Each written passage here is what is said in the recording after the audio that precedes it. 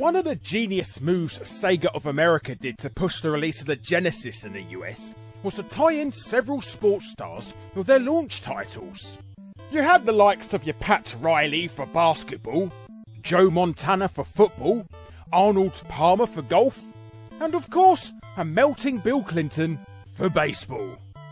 However, one curious choice was Sega sponsoring James Buster Douglas for their boxing title.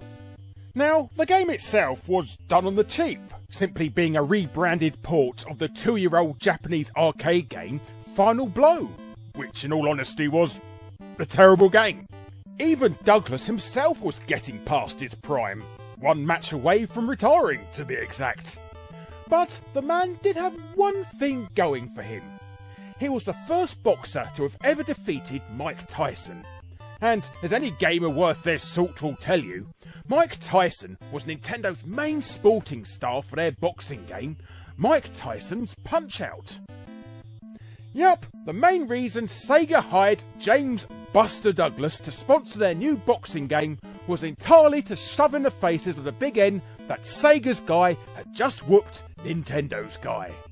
Sega weren't even hiding the fact they did this, proudly displaying Douglas's victory over Tyson on the back of the game's box. I mean, yeah, Sega didn't create James Buster Douglas. That would have been Mr. and Mrs. Douglas one cold autumn evening in 1959.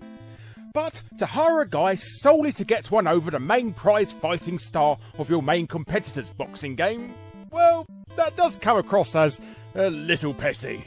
In fact, by the time the game was released in Europe, Douglas has lost the belt to Evander Holyfield and retired, who Sega conveniently hired for their next licensed boxing game, which was also a bit crap.